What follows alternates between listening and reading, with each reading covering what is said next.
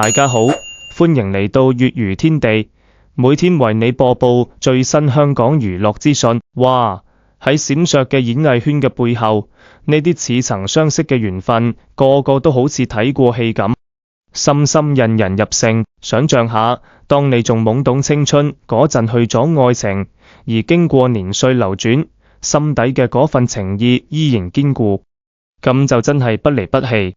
講到謝霆鋒嘅愛情故事，同王菲嘅情緣更加係出人意表。好多人可能以為佢哋兩個喺2000年開始有嘢，但係背後嘅故事原來早喺1994年就已經種下。喺謝霆鋒嘅心中，當年只得25歲嘅王菲已經係佢未來嘅伴侶。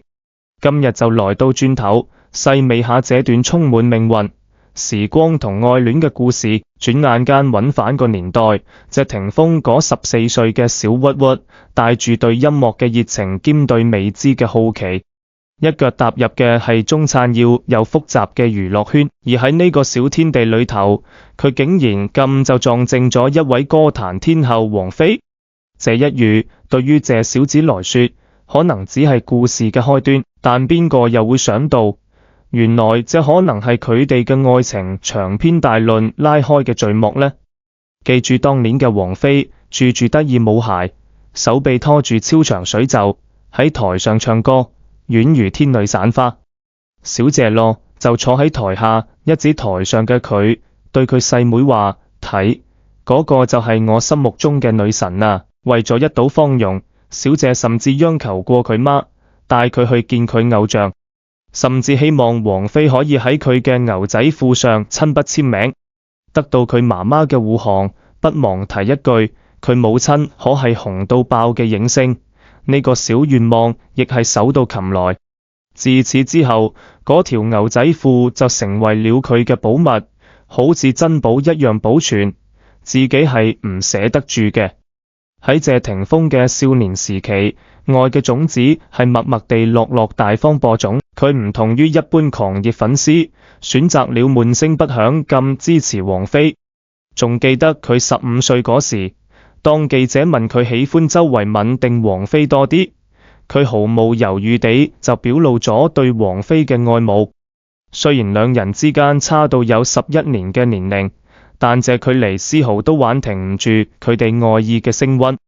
到咗2000年喺花樣年華嘅慶功晚宴上，當兩人嘅電影順利大結局，宴會尾聲，王菲親自拉起了謝霆鋒嘅手，兩人笑意盈盈，大方地一齊離開。咁一刻，佢哋嘅愛情故事正式打入咗大家眼裏頭。對謝霆鋒嚟講，同王菲嘅愛情實際上係佢人生中不可多得嘅一劑救贖。如果你對咗解點解會咁，等你聽完謝霆鋒背後嘅經歷之後，你會明白啦。其實謝霆鋒細個嗰時，爸媽嘅光環並冇為佢帶嚟幾多樂趣，生活充滿壓力喎。打照嘅閃光燈四處都係，狂熱嘅娛記唔斷追問，追住嗰啲年少嘅佢。講下生活，嗱查查嘅談下夢想，談下愛情。至於佢老豆謝賢，都唔係好識得點安撫佢，索性送佢去咗外國。喺美國學校，謝霆鋒覺得難以融入當地學生圈子，為咗解決心頭上嘅孤單同埋憂慮，用過百美金買咗套便宜鼓棚，唔住上堂就淨係躲喺宿舍裏面，一邊開音樂，一邊用鼓棍跟住節奏慢慢學打鼓。正喺謝霆鋒以音樂來治癒內心嘅烏雲，年輕嘅心靈喺15歲時面臨咗家庭嘅轉折點。父母謝賢同狄波拉嘅婚姻畫上咗句號，呢個變故為佢帶嚟咗前所未有嘅不安定同焦慮。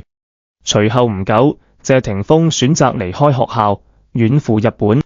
為咗節約，佢唯有選擇住喺市郊，朝早暮晚都得搭好幾個小時嘅火車去市中心嘅學校。身穿舊 T 恤、牛仔褲同球鞋，帶住吉他同鼓棒，在異鄉酒吧裏彈唱，過着一種流浪者嘅生活。返到1996年，謝霆鋒從日本返香港，唔幾耐，佢喺父親嘅牽線下同飛圖唱片後嚟英皇簽訂咗合約，年僅16歲嘅佢就咁積極踏入演藝圈。有人評論說，謝賢係為咗還債而買咗仔。正式出道時，謝霆鋒嘅第一次公開演出就發生咗小插曲，硬係喺嗰場音樂會中唱壞習慣，樂隊卻不知啲乜嘢原因兩次出現技術問題。首次卡頓嗰時佢仲可以忍受，但第二次音樂停咗佢就係撲街唔頂咗，氣憤咁離開咗舞台，唔顧現場如何勸解，拒絕再次出場。佢中途離開，搞到音樂會暫停一段時間。嗰次嘅情況傳開之後，招來唔少人嘅非議，有人責備佢耀武揚威，對這位二世祖嘅形象表示唾棄，甚至有人將佢評為年度最惱人藝人。謝霆鋒推出嘅第一張 CD 喺唱片店中門可羅雀，參加公眾活動時，主持一喊出佢3個字，台下觀眾一大片噓聲，咁震耳欲聾，連音樂都蓋過。觀眾用力將手中嘅水樽同熒光棒扔向舞台，一邊大聲叫囂着要謝家仔下台。在嗰個時候，謝霆鋒似乎總係被鄙視同棄，仿佛成為佢一直以來生命嘅主旋律。直至1999年，謝霆鋒推出嘅首張國語專輯《謝謝的愛》1999終於成功扭轉乾坤，人們開始願意接受並肯定這位反叛狂野嘅前衛少年嘅歌聲確實有嘢。到咗呢個時候，謝霆鋒亦隱約顯露出自殘自虐嘅一面，但咁樣嘅戾氣同其音樂造就嘅獨特魅力形成咗強烈對比。投入嘅音樂世界先過咗年頭，謝霆鋒就得到參與影視作品嘅機會，《新古惑仔之少年激鬥篇》。喺呢部電影裏面，佢飾演嘅係主角陳浩南，一個充滿活力嘅少年形象。影片當中嘅動作場面尤其吸引，其中一幕街頭混戰氣氛，謝霆鋒腳部不幸被鐵欄杆穿透，傷勢嚴重到連骨頭都露出嚟。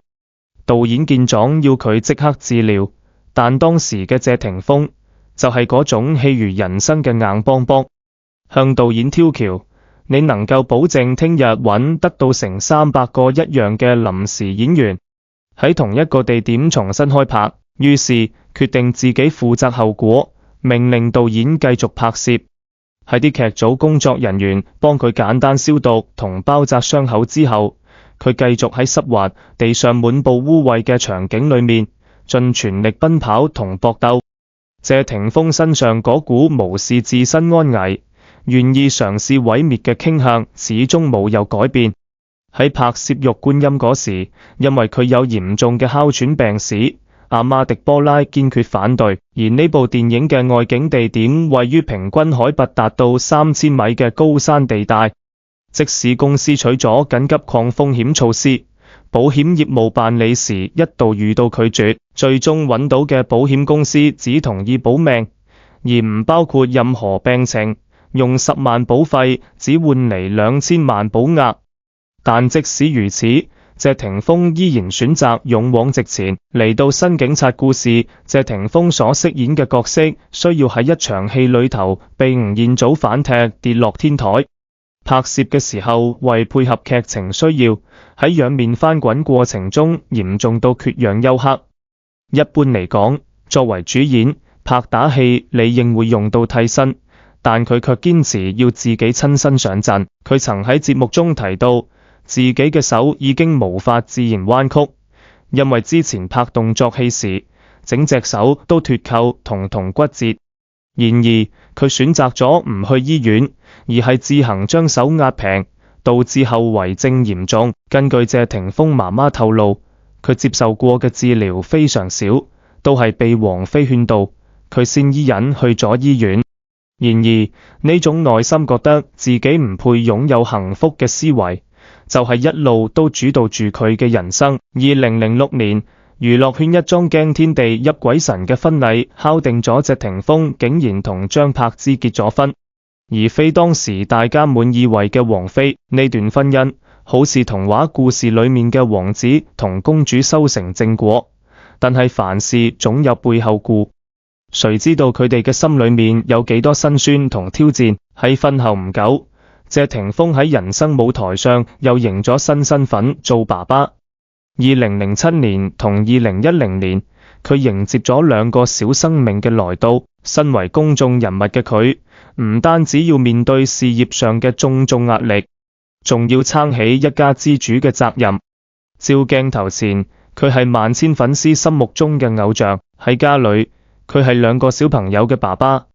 儘管佢嘅家庭生活外表看起來其樂融融，但謝霆鋒內心深處卻始終有塊結，難以啟齒。同張柏芝之間嘅愛，加上對王菲一直未斷嘅情感糾結，令到佢嘅情感世界錯綜複雜。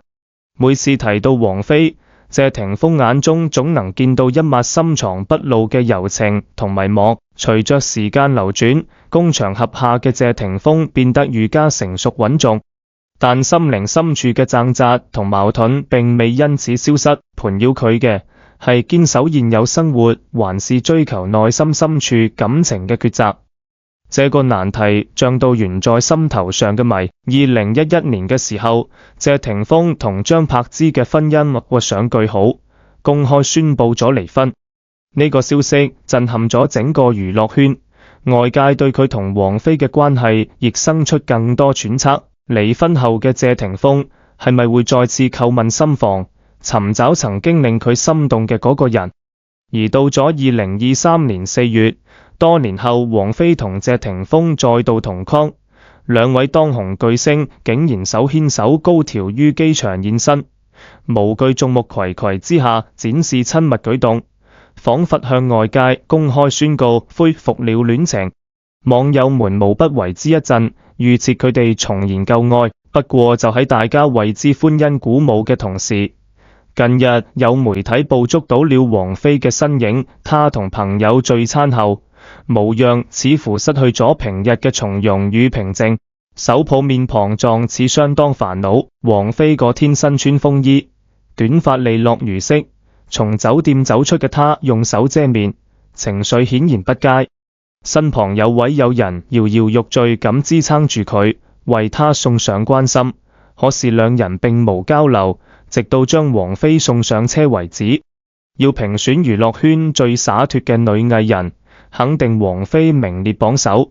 佢嘅生活一直是自由自在、灑脫不羈，即使係事業巔峰嗰陣，面對外界嘅質疑同埋記者嘅難纏，王菲總能立即調整情緒，答得輕描淡寫，同你有乜關係？然而，就算係咁堅強嘅她，喺面對心愛男人嘅戀愛時候，都會不自覺流露出不常見嘅痛苦表情。之前更多次被拍到同年輕小生孖人一起出現嘅畫面，2人唔止共同直播，仲去睇過演唱會。王菲因為太過興奮而遺失咗手機，Ryan 更係陪佢一齊到工作人員尋嘅。2人喺唱 K 時嘅親密互動更係引人遐想。不過分手嘅傳聞出嚟咁耐，謝霆鋒同王菲都冇進行任何澄清。直到今日，謝霆鋒終於喺節目中首次公開談及所謂嘅風飛戀。當主持問到佢會唔會結婚嗰陣，佢只係微微一笑，斬釘截鐵地答咗句不會結婚4個字，就好似替風飛戀畫上咗句號。